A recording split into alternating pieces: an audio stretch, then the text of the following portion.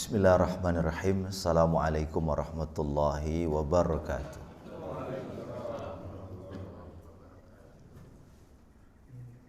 Bismillah walhamdulillah. La ilaha illallah wallahu akbar. Bismillah walhamdulillah. La yasuqul khair illallah. Bismillah walhamdulillah.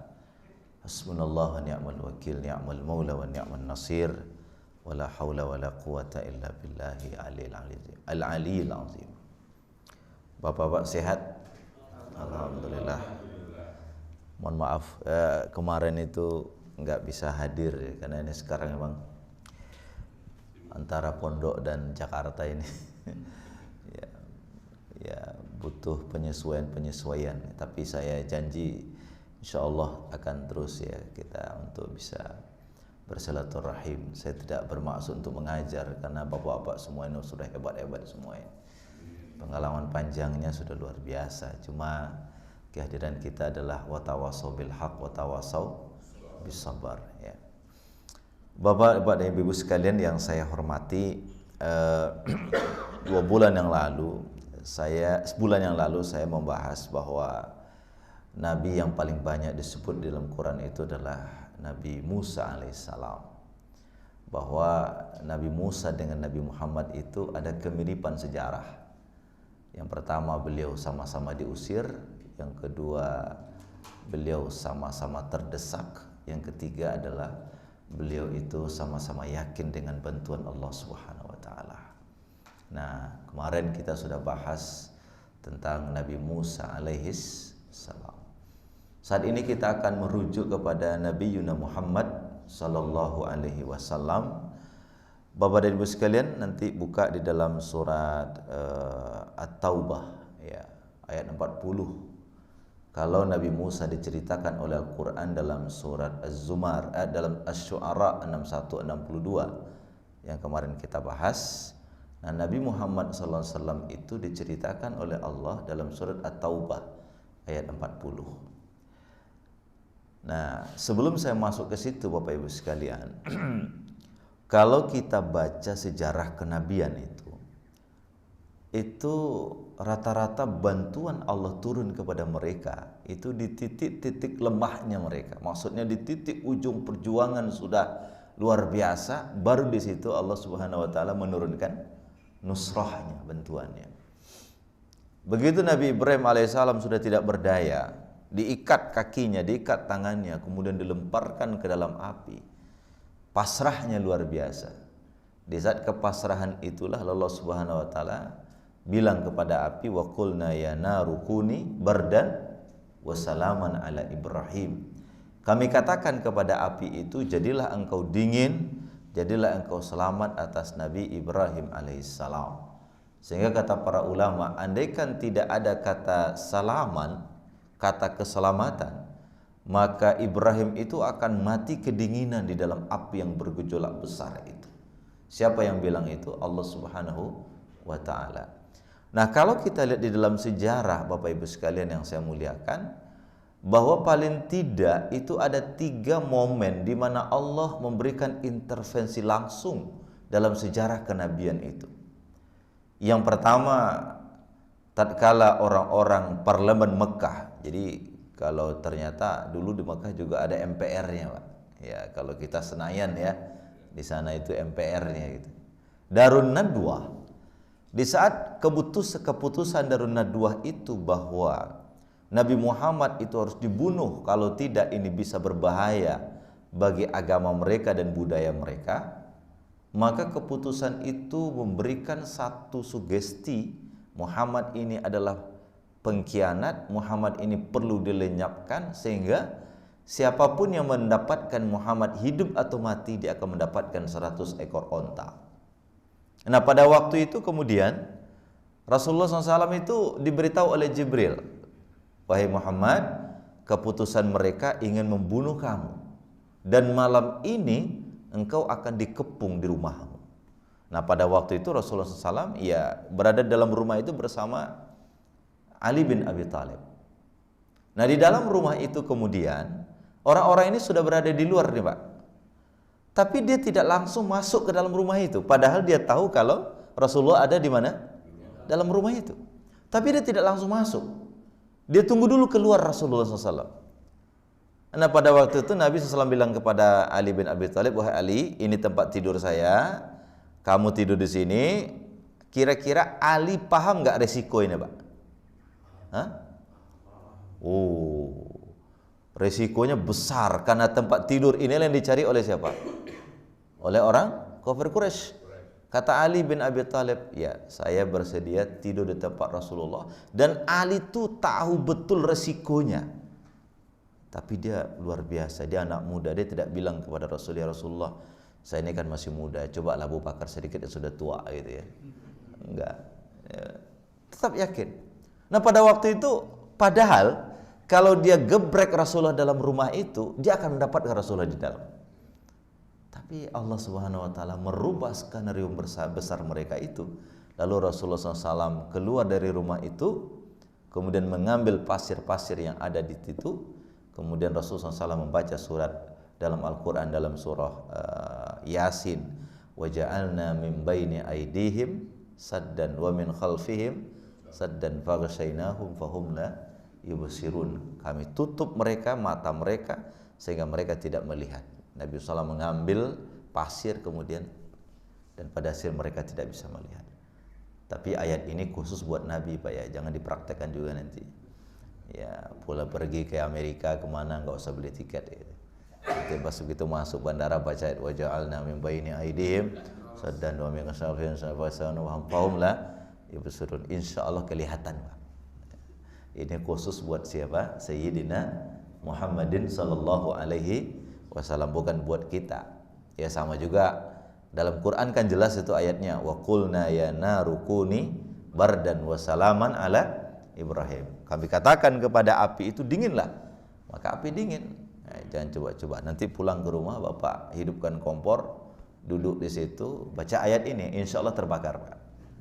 Ya, insya Allah terbakar. Nah itu yang pertama. Yang kedua Bapak Ibu sekalian, dalam perjalanan sejarah Nabi itu, nah Rasulullah selamat ini di dalam gebrekan rumah itu, Nabi kemudian keluar. Nah di dalam perjalanannya Nabi bersembunyi di Gua Sur itu. Nah inilah intervensi langsung Allah kedua kepada Sayyidina Muhammad sallallahu alaihi wasallam. Beliau dalam mulut gua itu bersama Abu Bakar radhiyallahu an itu sudah dalam kondisi tidak bisa kemana-mana, keluar ada mereka, di dalam sudah terkepung gua, nggak ada tempat lari, Pak. Pada waktu itulah Allah memberikan intervensinya langsung. Mulut gua itu Allah tutup dengan apa? Ya seolah-olah ya nggak ada orang yang masuk ini. Nggak mungkin ini kalau ada orang masuk ke mulut gua ini, sarang ini kemudian masih utuh, pasti ada yang rusak. Padahal baru tadi malam kan Nabi Muhammad keluar, nggak mungkin ini. Nah, makanya Allah tipu mereka dengan satu hal yang sangat kecil sekali. Yang ketiga adalah nggak selamat ini. Kemudian Nabi Muhammad perjalanan itu ada seorang namanya Suraqah bin Malik. Suraqah bin Malik ini adalah seorang pejuang tanah Mekah yang luar biasa cerdiknya. Itu sudah hampir membunuh Rasulullah dengan dari belakang dia kejar. Tetapi Allah Subhanahu wa taala memberikan bantuan langsungnya, kemudian kudanya yang digunakan itu kemudian terjatuh dan pada akhirnya tidak jadi membunuh Nabi Muhammad sallallahu alaihi wasallam. Jadi dalam sejarah Bapak Ibu sekalian, ada 3 momen di mana Nabi Muhammad langsung mendapatkan intervensi Tuhan. Yang pertama malam hijrah, yang kedua di mulut gua, yang ketiga di dalam pengejaran oleh Suraqah bin Malik. Nah, Bapak Ibu sekalian yang saya muliakan, dari sejarah ini kemudian kita tahu bahwa intervensi Tuhan itu ada 3 juga, Pak. Yang pertama adalah intervensi langsung. Kalau intervensi langsung itu datang kepada para nabi dan rasul, itu namanya mukjizat. Namanya apa? Mukjizat. Kalau intervensi itu datang kepada para wali, itu namanya karomah. Ya, karomah. Wali tidak mendapatkan mukjizat, tapi mendapatkan apa? Karomah. Dan intervensi langsung Allah kepada hamba-hambanya yang beriman adalah ketenangan, Pak. Nah, itu intervensi langsung Allah kepada orang beriman itu ketenangan. Allah tidak memberikan mukjizat kepada dia karena dia bukan seorang nabi. Allah juga mungkin tidak memberikan karamah kepada dia karena tingkat kewaliannya belum sampai barangkali. Tapi paling tidak orang yang mendapatkan intervensi langsung dari Allah dalam setiap kondisi kehidupannya, dia tenang. Nah, itu intervensi Allah. Tak, tenang. Nah, itu intervensi Allah. Sehingga orang-orang yang beriman itu, ala inna awliya Allah la khaufun alaihim walahum yahzanun. Orang-orang yang menjadi wali-walinya Allah itu terbebas dari dua hal. Yang pertama terbebas dari takut, yang kedua terbebas dari khawatir. Apa beda antara takut dan sedih? Takut itu adalah sesuatu yang akan terjadi, itu takut. Sedih itu adalah sesuatu yang sudah terjadi. Itu bedanya antara takut dan sedih. Makanya ndak usah takut, ndak usah sedih. Yang ditakutkan belum tentu terjadi, yang disedihkan sudah terjadi. Betul nggak Pak? Yang ditakutkan belum tentu terjadi, yang disedihkan sudah terjadi.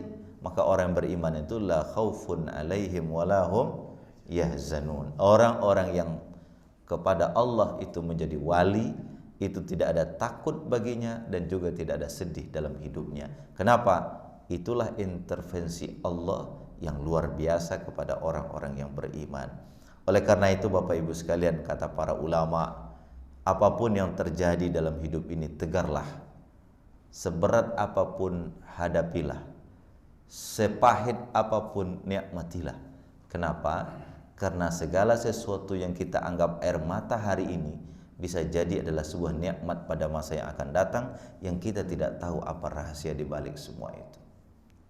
Nah, jelas ini? Oke. Bapak Ibu sekalian yang saya muliakan, mari kita lihat surat apa tadi? At-Taubah 40 yang bercerita tentang Sayyidina Muhammad sallallahu alaihi wasallam. Kata Allah Subhanahu wa taala kepada Sayyidina Muhammad, dan Allah menceritakan ini di dalam Al-Qur'an, illa tansuruhu faqad nasarahullah. Kalau engkau tidak menolong Nabi Muhammad itu, Allah sudah tolong Nabi Muhammad itu. Jadi Nabi Muhammad dulu tidak ada tim suksesnya Pak, tapi menang. Ini lari kemana-mana ini ya. Nabi Muhammad itu dulu tidak ada ininya, tapi Allah yang langsung menolong.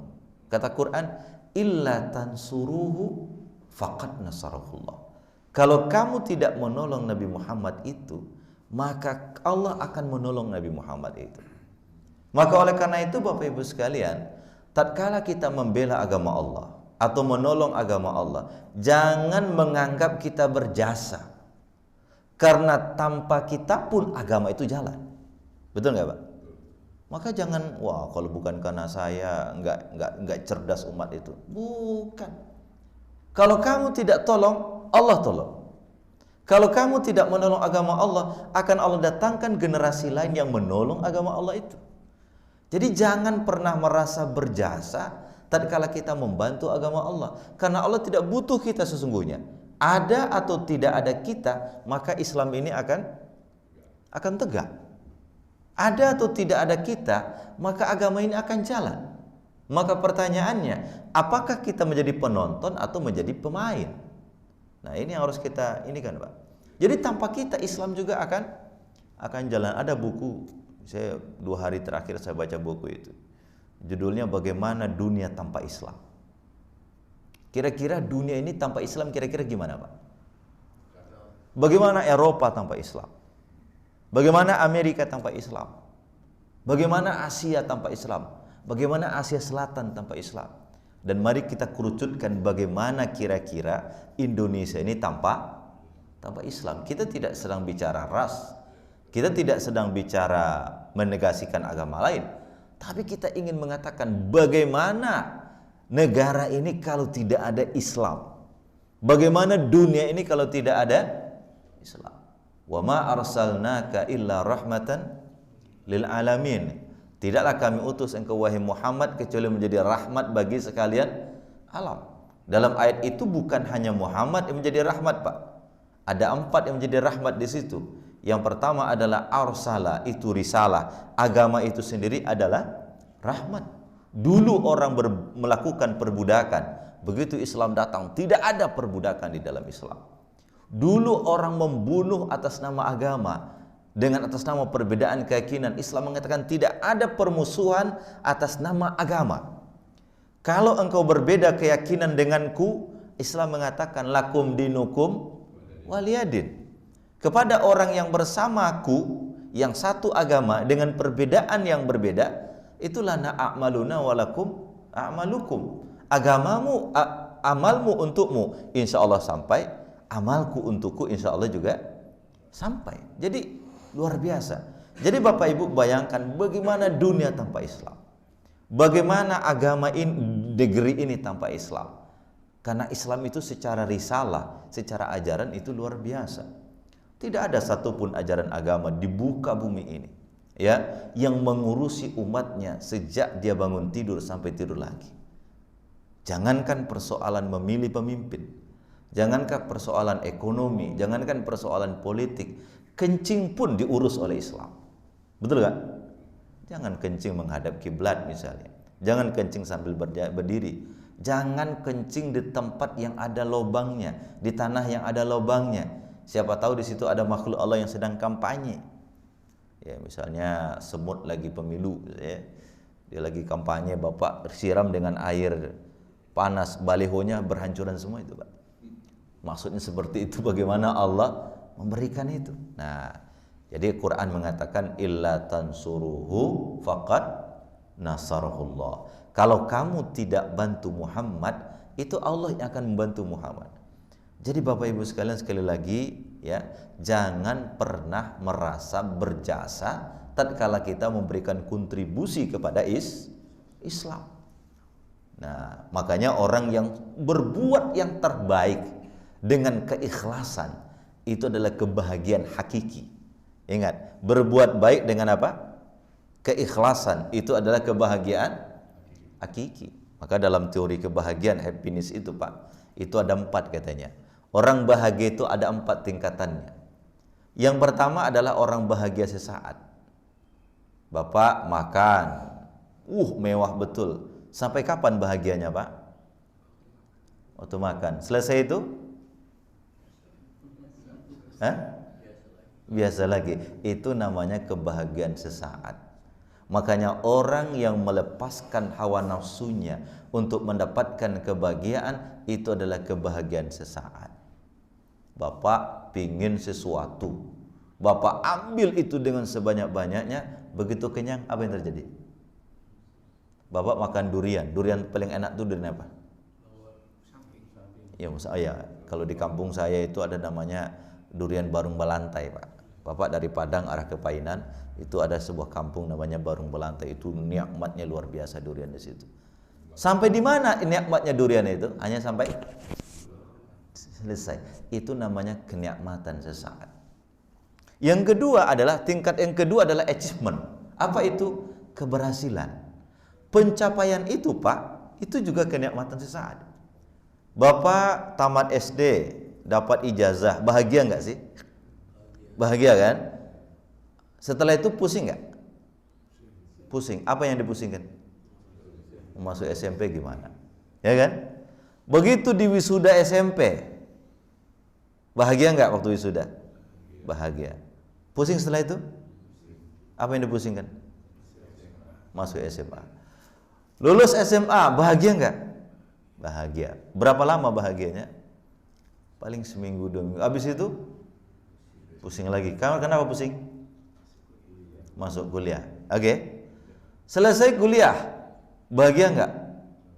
Bahagia. Pusing lagi nggak? Apa yang dipusingkan? Jadi kerja. Jadi achievement itu, pencapaian itu kebahagiaan, tapi sesaat, Pak. Tidak jangka panjang. Oke ya. Habis dapat kerja, bahagia nggak? Lulus PNS, bahagia nggak? Dapat kerja apa, bahagia nggak? Ya, bahagia sesaat dapat SK. Habis itu pusing lagi, tekanan di kantor ya. Kemudian mau beli rumah, memasukkan SK di bank, cicilannya lagi. Oke. Habis itu nikah. Di saat pernikahan bahagia nggak? Habis itu pusing lagi menghadapi istri, menghadapi anak, menghadapi tetangga, ya kan? Jadi achievement itu Pencapaian sukses itu adalah kebahagiaan yang sangat-sangat singkat, ada batasnya. Yang ketiga adalah contribution. Pertama tadi adalah kebahagiaan sesaat itu. Yang kedua apa? Achievement, pencapaian. Yang ketiga adalah contribution. Contribution juga Pak, itu kebahagiaan tapi agak panjang sedikit. Tapi ada limitednya Pak. Ada limitednya. Contoh, Bapak berkontribusi untuk membangun sebuah tempat misalnya. Itu kontribusi. Kontribusi Bapak bisa dilupakan orang atau tidak?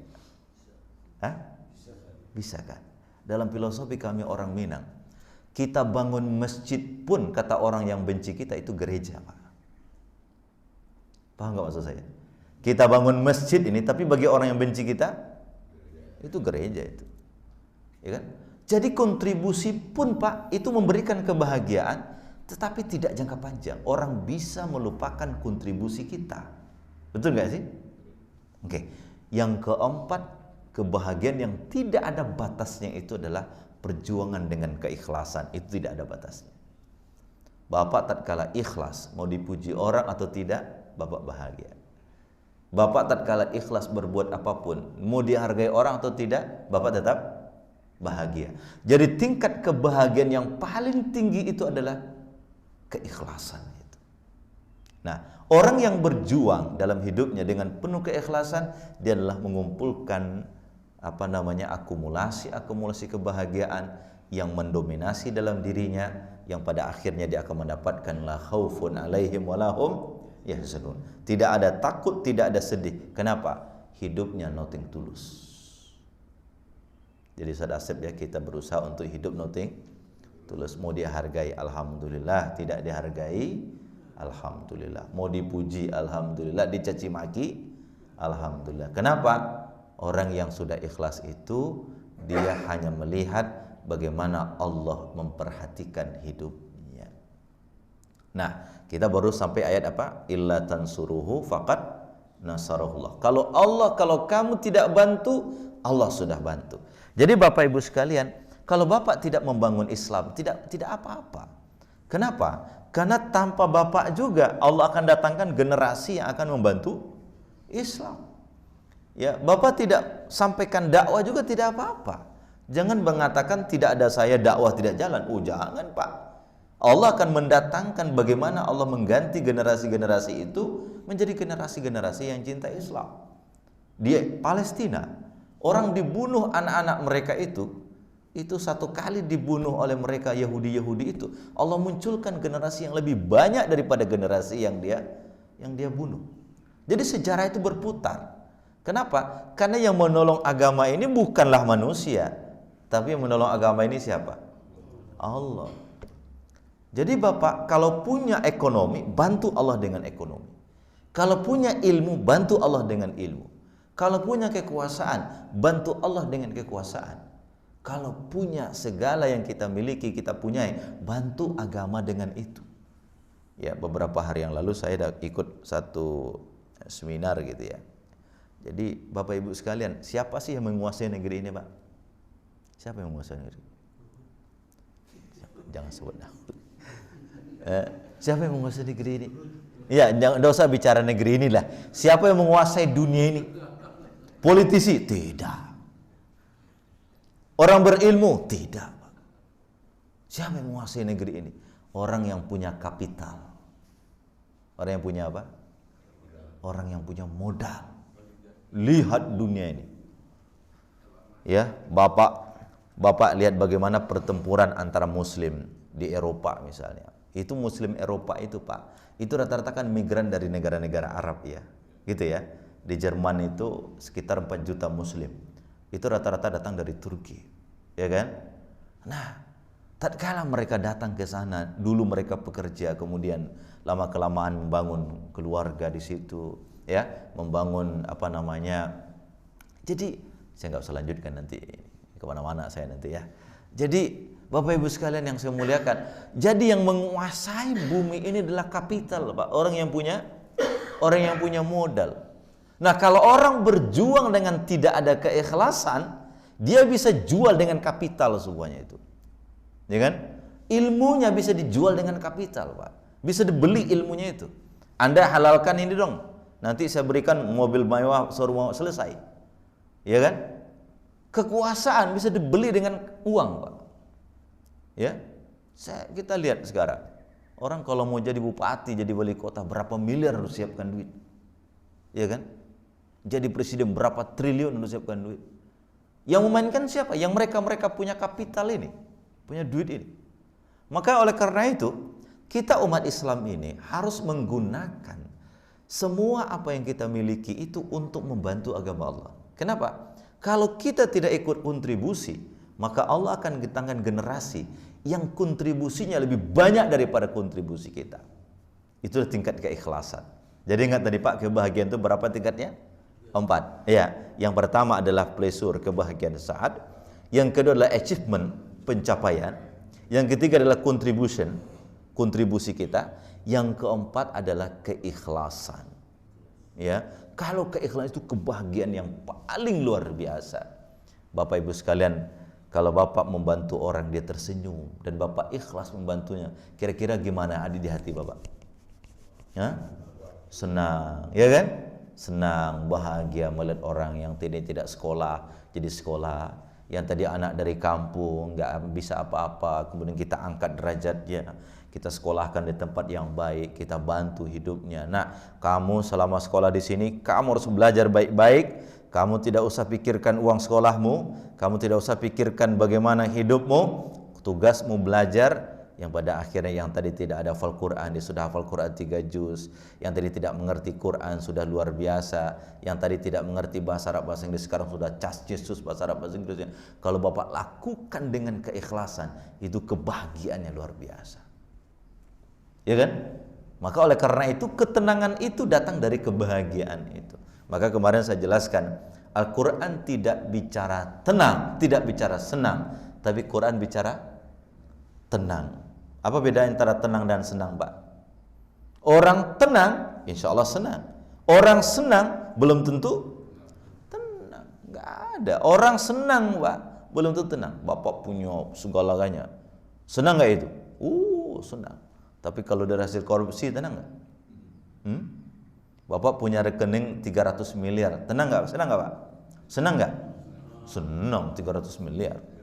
Ya, bisa kemana-mana. Tapi tenang nggak? Belum tentu, ya kan? Kalau itu dari hasil korupsi, Bapak tidak akan tenang, pasti ya akan ditanya terus hati itu, ya pasti akan ditanya terus hati itu.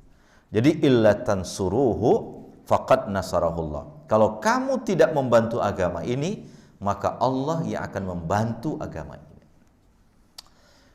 Makanya waktu Nabi Muhammad lahir, Bapak Ibu sekalian, saya ingin kaitkan dengan Maulid Nabi sedikit. Waktu Nabi Muhammad lahir, itu ada 4 kejadian di saat Nabi Muhammad lahir. Dan itu tidak dilakukan dan tidak didapatkan kecuali bayi yang bernama Sayyidina Muhammad sallallahu alaihi wasallam. Waktu Nabi Muhammad lahir, beliau lahir dalam keadaan sujud. Waktu Nabi Muhammad lahir, dari matanya keluar cahaya itu sampai ke langit. Waktu Nabi Muhammad lahir, itu semua berhala di muka bumi hancur seketika. Dan waktu Nabi Muhammad lahir, itu api majusi yang hidup 1000 tahun dan dijaga tidak mati-mati selama ini, dan bahkan ada yang menjaga supaya tidak mati itu api. Begitu Nabi Muhammad lahir, padam seketika. Berapa kejadiannya? 4. Yang pertama, Nabi Muhammad lahir dalam keadaan sujud. Yang kedua, Nabi Muhammad lahir dalam keadaan dia naik, matanya terbuka, kemudian dari matanya muncul cahaya dan sampai ke langit. Yang ketiga adalah Nabi Muhammad lahir, berhala itu tumbang. Yang keempat, Nabi Muhammad lahir, api majusi itu padam.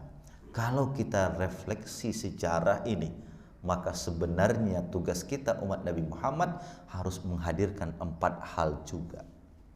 Yang pertama, Nabi Muhammad lahir dalam keadaan sujud. Kita sebagai umat Nabi Muhammad bertugas bagaimana keluarga kita, anak kita, masyarakat kita sujud kepada Allah. Itu Nabi Muhammad begitu. Sehingga Bapak Ibu sekalian nanti buka dalam Quran surat Al-Hajj ayat 77. Ini saya jadikan sebagai mantra untuk santri. Kalau Anda ingin sukses, buka Al-Hajj ayat 77. Kalau ini tidak ada dalam diri Anda tidak mungkin sukses sehebat apapun Anda. Apa ayatnya? Ya ayyuhalladzina amanu, wahai orang-orang yang beriman. Irka'u, rukuklah.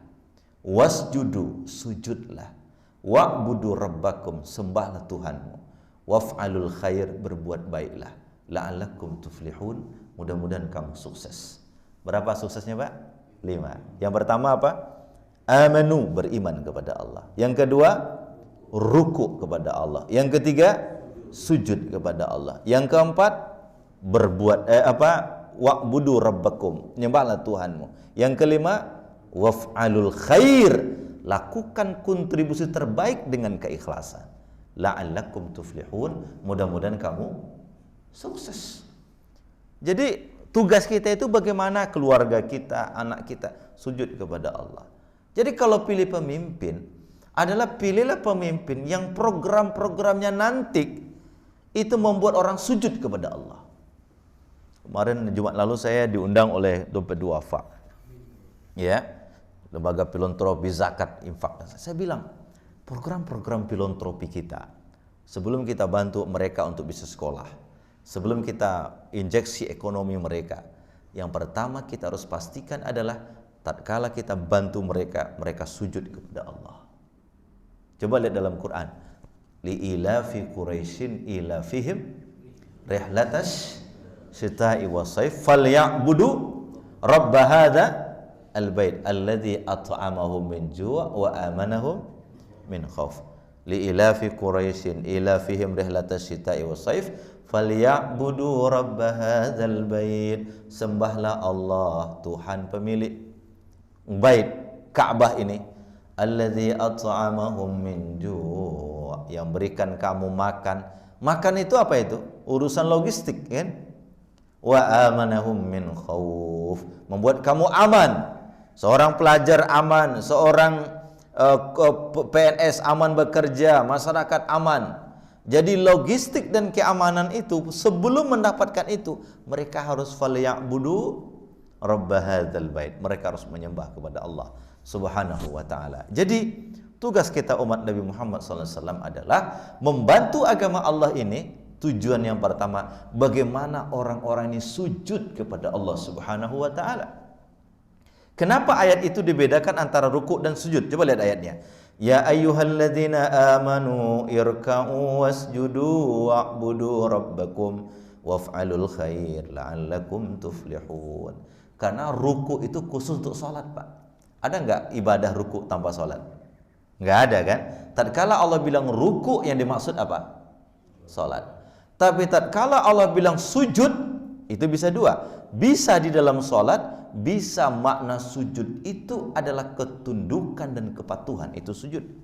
Sehingga orang di luar salat pun bisa sujud. Namanya sujud syukur. Bapak dapat nikmat, dapat tender 500 miliar, langsung sujud. Itu namanya sujud syukur, walaupun tidak salat. Jadi kalau ruku hanya dalam salat, kalau sujud itu bisa di luar salat. Makanya ruku itu bukti kedekatan kita dalam ibadah salat, sementara sujud itu adalah ketenangan dan ketundukan batin kepada Allah Subhanahu wa taala. Jadi orang tidak mungkin sukses kalau tidak percaya Allah, orang tidak mungkin sukses kalau tidak ruku, orang tidak mungkin sukses kalau tidak sujud, orang tidak mungkin sukses kalau tidak menyembah Allah, dan orang tidak mungkin sukses kalau tidak pernah berbuat baik. Waf'alul khair la'allakum tuflihun, mudah-mudahan kamu sukses. Itu agenda pertama umat Nabi Muhammad, itu adalah bagaimana membuat masyarakat itu sujud. Ya, membuat masyarakat itu apa? Sujud. Nah, sekarang ini kan bagaimana kita lihat, ya, bagaimana upaya kita membuat anak kita sujud. Bagaimana upaya kita membuat istri kita sujud, keluarga kita sujud. Itu adalah program utama dari umat Nabi Muhammad sallallahu alaihi wasallam. Illa tansuruhu faqad nasarahullah. Kalau kita tidak membantu agama Allah, Allah sudah membantu agama ini. Iz akhrajahu alladhina kafaru thaniyasnaini iz huma fil ghar, dalam At-Taubah tadi itu. Tatkala mereka dikeluarkan oleh orang-orang kafir dan mereka berada di dalam gua. Dalam gua ini maksud gua apa, Pak? Gua Sur itu. Idz yaqulu li sahibihi, tatkala dia mengatakan kepada sahabatnya, la tahzan innallaha ma'ana. Janganlah takut, sesungguhnya Allah bersama kita. Ingat ya, apa bedanya orang beriman bersama Allah, orang sabar bersama Allah dengan Allah bersama orang sabar? Bedanya apa, Pak? Ya ayyuhalladzina amanu ista'inu bis sabri was salah innallaha ma'as sabirin. Hai orang-orang yang beriman, minta tolong kepada Allah dengan sabar dan salat. Sesungguhnya Allah bersama orang-orang yang sabar. Apa bedanya orang sabar bersama Allah dengan Allah bersama orang sabar? Bedanya di mana, Pak? Bedanya di mana kira-kira? Allah bersama orang sabar, orang sabar bersama Allah, bedanya di mana kira-kira? Presiden bersama bapak, bapak bersama presiden, kira-kira bedanya di mana? Kalau bapak bersama presiden, saya mengaku beliau adalah pimpinan saya. Beliau kenal saya belum? Belum tentu, ya kan? Tapi kalau beliau bersama saya, beliau kenal saya enggak? Hah? Pasti, karena beliau yang kenal saya, ya kan? Maka Allah bersama orang yang sabar, itu artinya adalah Allah yang lebih dominan kepada mereka ini. Itu bedanya Allah bersama kita dengan kita bersama Allah. Kalau Allah bersama kita, Allah lebih dominan daripada kita. Itu maksudnya itu, ya kan? Jadi tatkala mendahulukan suatu subjek, maka maksudnya bahwa yang didahulukan itu punya peran lebih besar daripada yang di belakang. Itu disebut dengan sesungguhnya Allah bersama orang-orang yang sabar. Itu artinya Allah itu dominan, Allah mengatur, Allah menjadikan segala sesuatu buat orang sabar itu yang terbaik bagi dia. Begitu juga lah sesungguhnya orang-orang yang menolong agama Allah, Allah bersama mereka. Artinya apa, Pak? Artinya apa? Allah dominan untuk membantu mereka, ya kan? Jadi kalau kita bantu agama Allah, Allah dominan bantu kita. Kalau bantu agama Allah, Allah sayang sama kita. Sehingga kalau Allah sayang sama kita, Allah bantu kita, Allah buka jalan untuk kita. Itu maksudnya innallaha ma'ana. Allah bersama kita. Nah, kalau Allah bersama kita, maka tiga yang akan kita dapatkan. Yang pertama, fa anzalallahu sakinatahu alaih. Allah turunkan sakinah.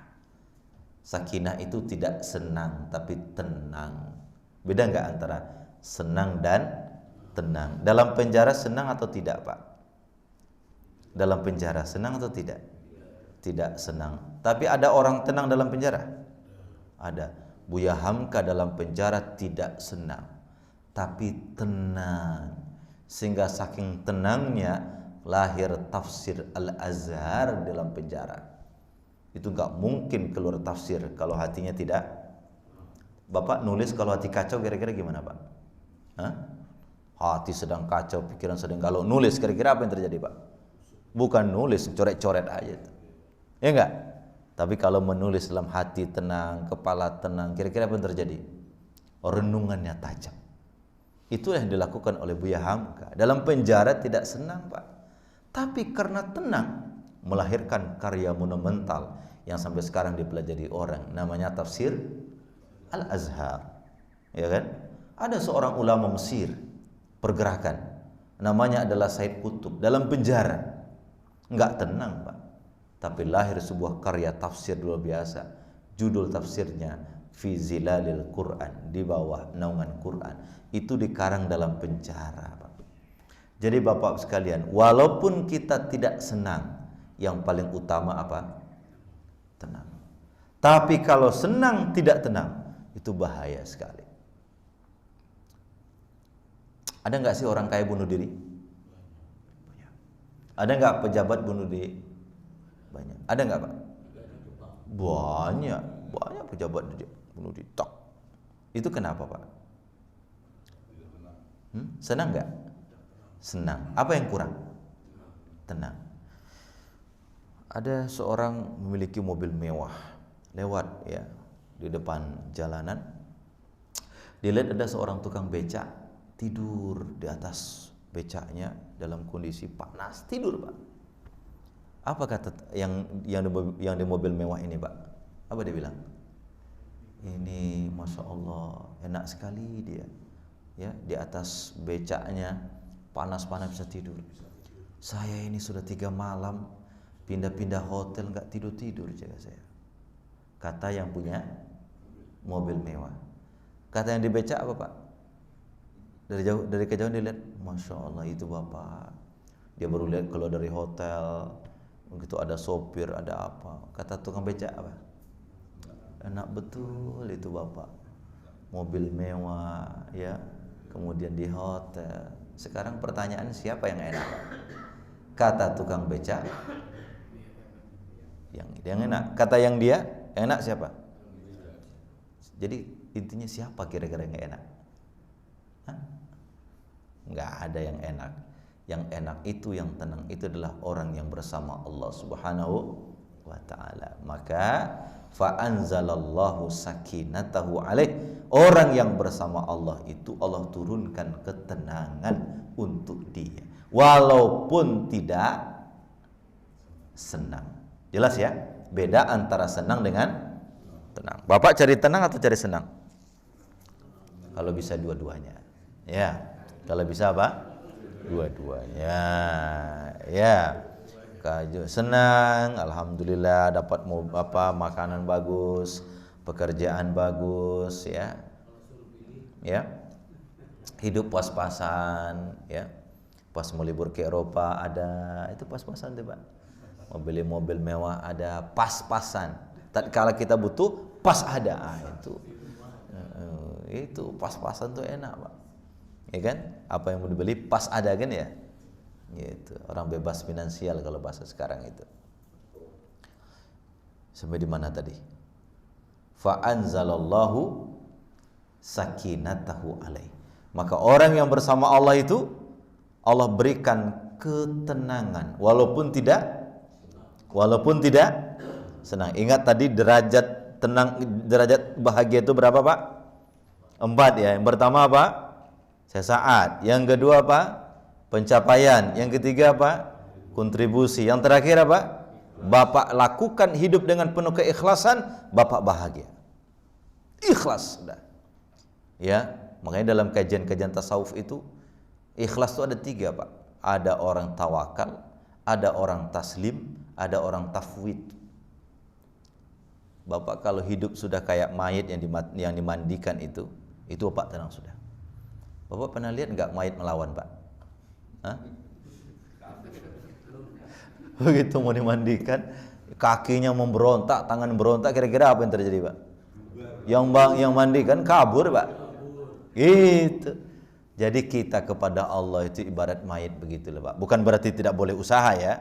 Setelah berusaha semaksimal mungkin, setelah melakukan apapun yang terbaik untuk kita lakukan, jadilah engkau mayit di hadapan Tuhan. Allah bolakkan ke kiri, mangga ya Allah. Begini, iya saya terima ya Allah.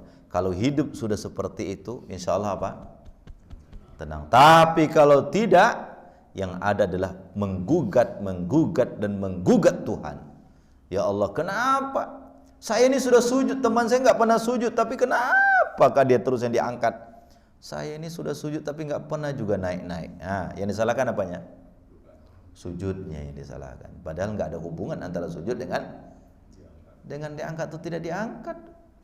Ya, andaikan dunia ini berharga di hadapan Allah, maka tidak diberikan setetes air pun kepada orang yang ingkar kepada Allah.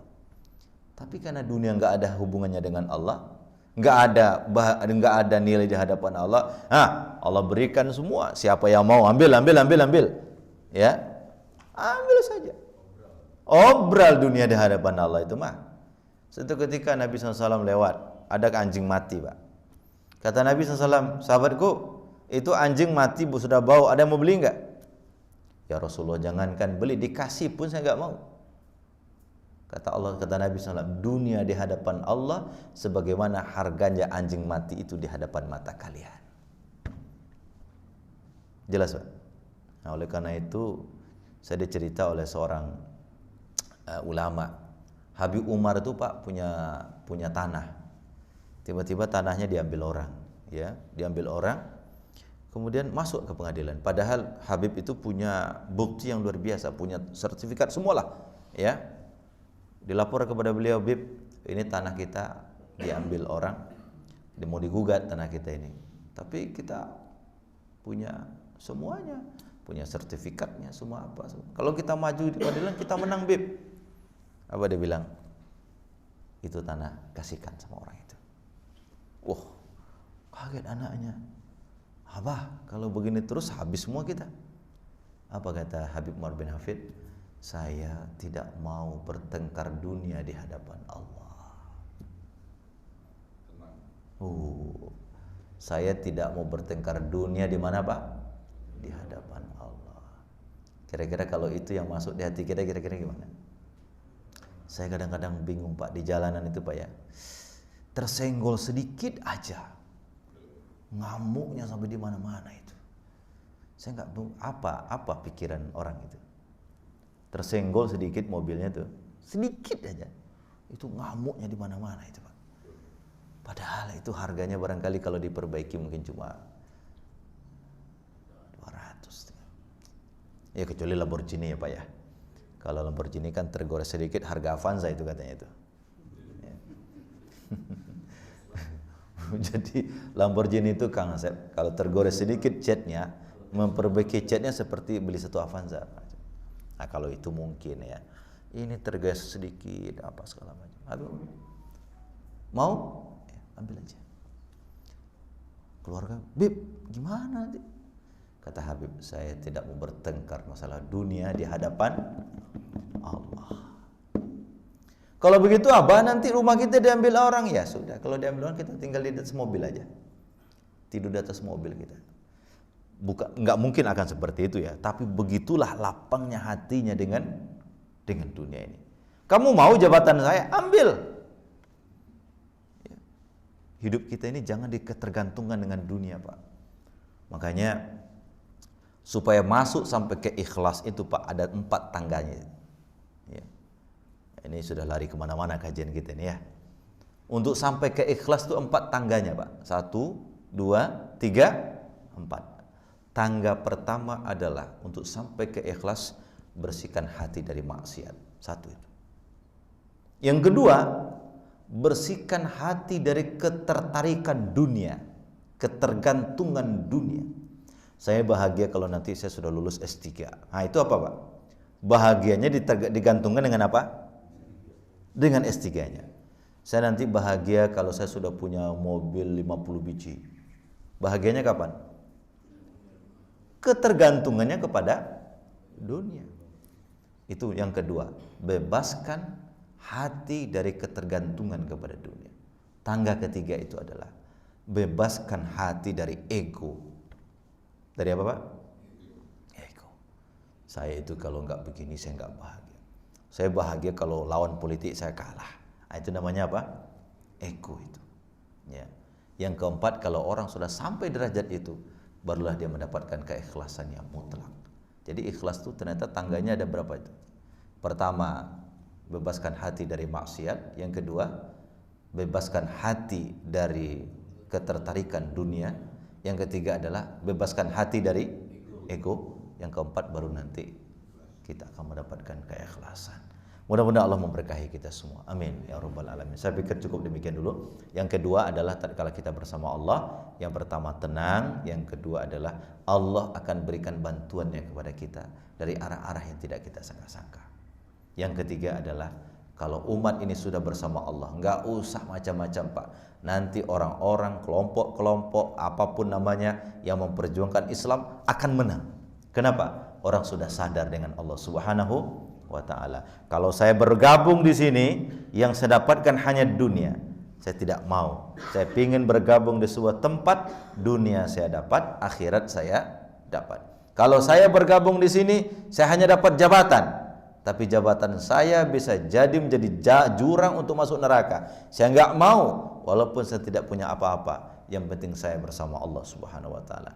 Kalau itu sudah menjadi kesadaran kolektif masyarakat kita, maka umat ini akan cenderung kepada kebaikan, Pak. Dia tidak lagi mau dibeli suaranya, tidak mau lagi digadekan ideologinya, hanya untuk kepentingan dunia. Yang penting bagi dia adalah Allah bersama dia, semuanya akan baik-baik saja. Sampai di sini, mudah-mudahan ada berkah untuk kita semua.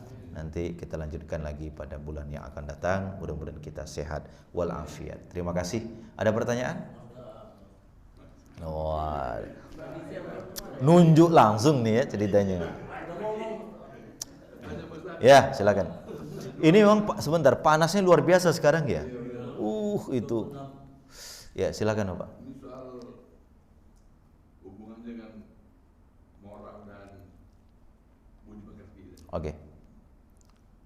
Dulu kita memang dari kecil, dari SD sudah dilatih pelajaran budi pekerti. Iya. Tapi saat ini budi pekerti itu kelihatannya hilang. Iya. Nah, ada contoh itu di Demak. Siswa Iya. Dibully ya. Bukan dibully. Iya. Bacok gurunya. Betul. Madrasah aliyah, betul. Madrasahnya. Iya. Bacok gurunya itu. Bacok gurunya. Iya. Jadi para guru itu mengadu ke Departemen Agama. Iya, betul. Agamanya Demak itu. Iya. Nah, itu jadi apa nih, budi pekerti itu sudah tidak ada lagi. Betul. Kedua, Pak Ustaz tadi soal tasawuf, saya teringat ya 25 tahun yang lalu lah mendengar kata tasawuf ini. Itu kehidupan ini ada dua menurut tasawuf. Satu kehidupan sakral. Masya Allah. Yang kedua, profan. Oke. Nah itu saya waktu masih kerja dengan kata-kata. Oke. Jadi Pak Ustaz tadi agak tiga. Nah itu mau penjelasan Pak Ustaz. Baik, terima kasih. Wah, ini kuliah semester 3 ini. Ya. 6 semester. Ini 7 SKS, Pak. Yang pertama. Sekarang dunia pendidikan di mana-mana, Pak. Di Indonesia, bahkan di Amerika, di Eropa. Yang mereka keluhkan sekarang itu adalah moral dan etik.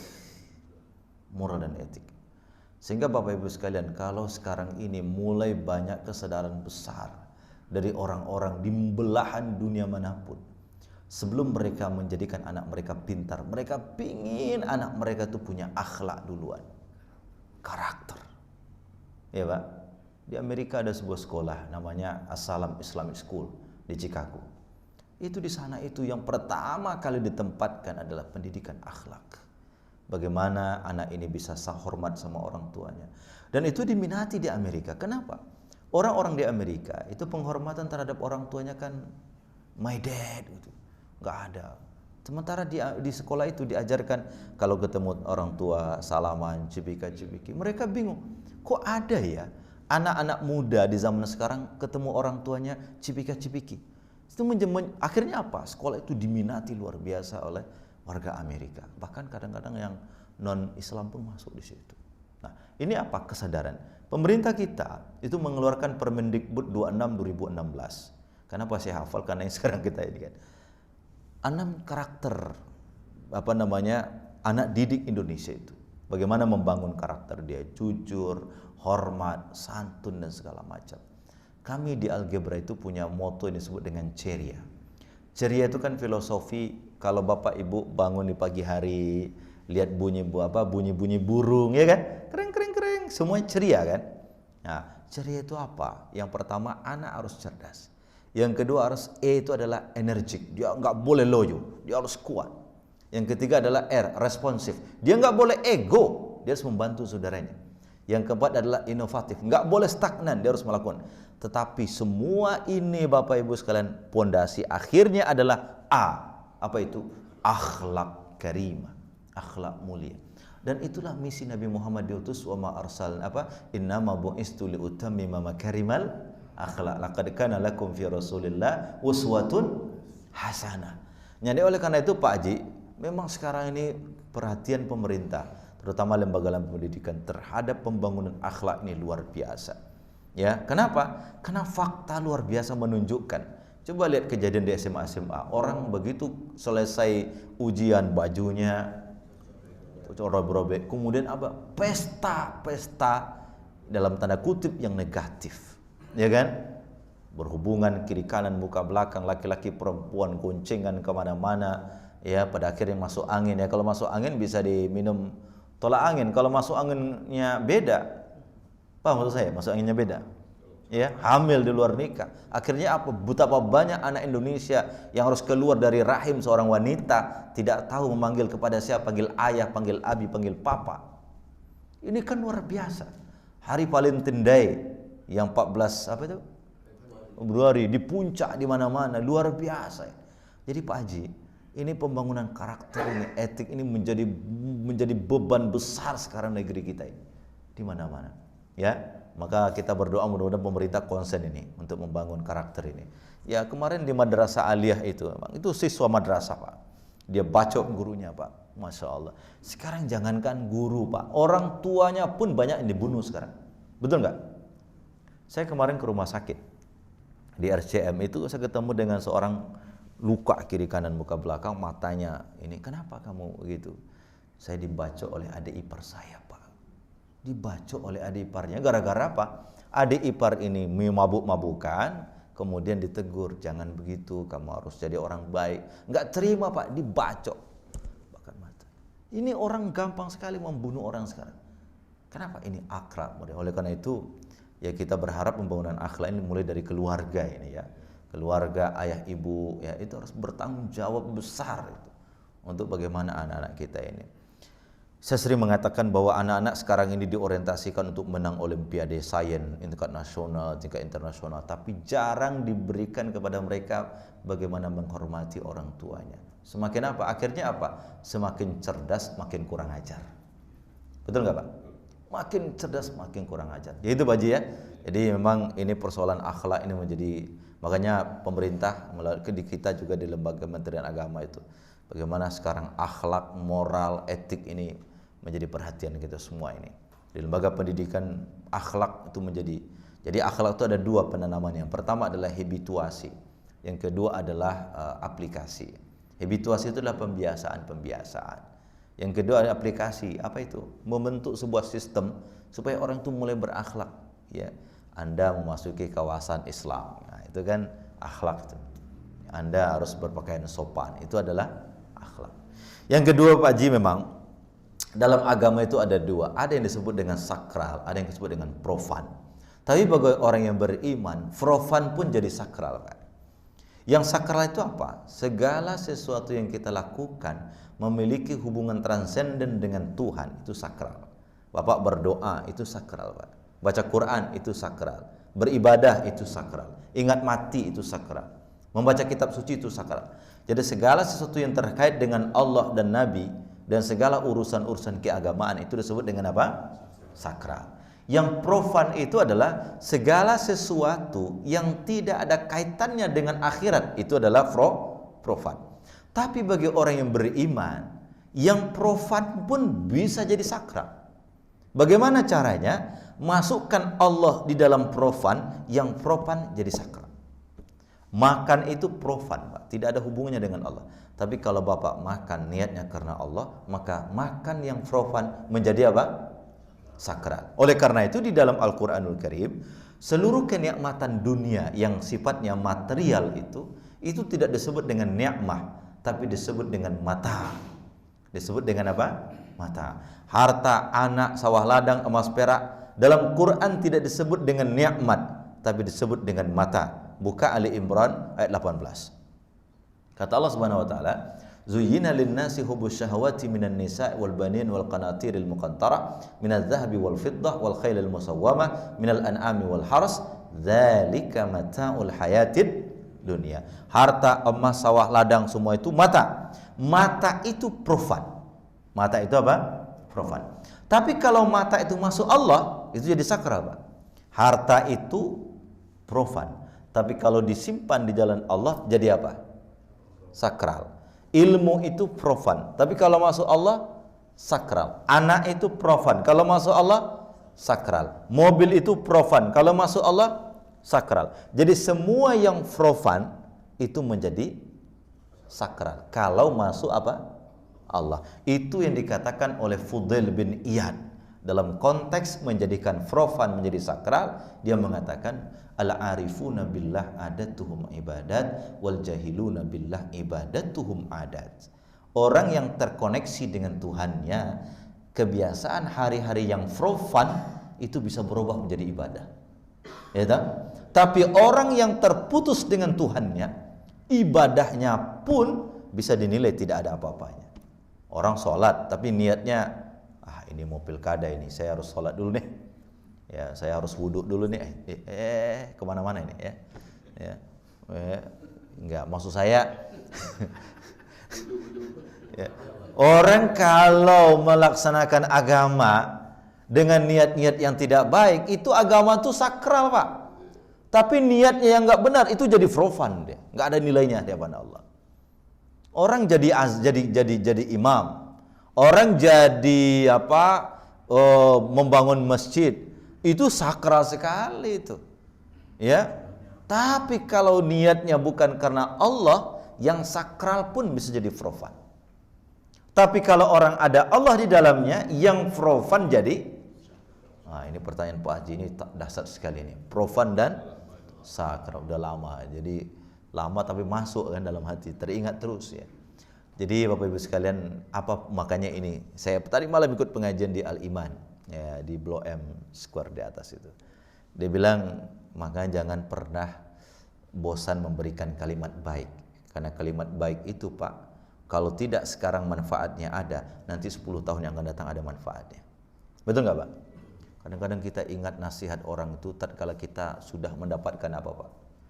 Kesulitan itu ingat, oh iya dulu ya, saya dinasihati oleh guru saya dulu tahun sekian itu. Jadi makanya jangan pernah bosan mengucapkan kalimat yang baik kepada siapapun, dimanapun dengan niat yang baik. Siapa tahu kalimat yang baik yang kita ucapkan itu suatu ketika menjadi ilmu yang bermanfaat bagi orang lain, walaupun pada kondisi itu tidak baik dalam pandangan dia.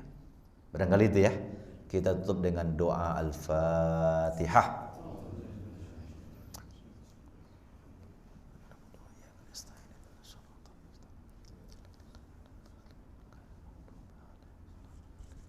A'udzubillahi minasyaitonirrajim. Bismillahirrahmanirrahim. Alhamdulillahirabbil alamin. Hamdan yuwafi ni'amahu wa yukafi mazidah. Ya Rabbana lakal hamdu kama yanbaghi li jalali wajhikal karim wa 'azimi sultanik.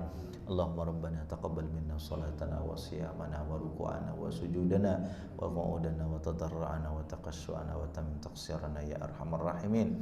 Ya Allah ya Rahman, hidupkan kami dalam iman, wafatkan kami husnul khatimah, kumpulkan kami di akhirat bersama hamba-hambamu yang saleh di bawah bimbingan Nabiyyuna Muhammad sallallahu alaihi wasallam.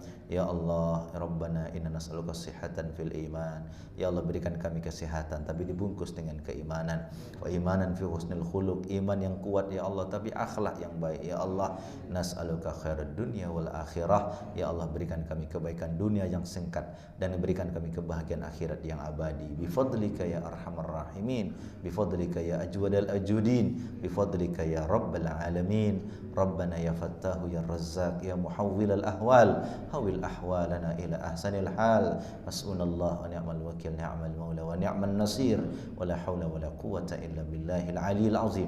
Rabbana atina fid dunya hasanah wa fil akhirati hasanah wa qina adzabannar. Wa sallallahu ala khairi khalqi sayyidina Muhammad wa alihi al-athhar wa ashabil akhyar. Wa akhiru da'wana anil hamdulillahi rabbil alamin. Kafaratul majlis. Subhanaka Allahumma rabbana bihamdik, nasyhadu an la ilaha illa anta, nastaghfiruka wa natubu ilaik. Wassalamualaikum warahmatullahi wabarakatuh.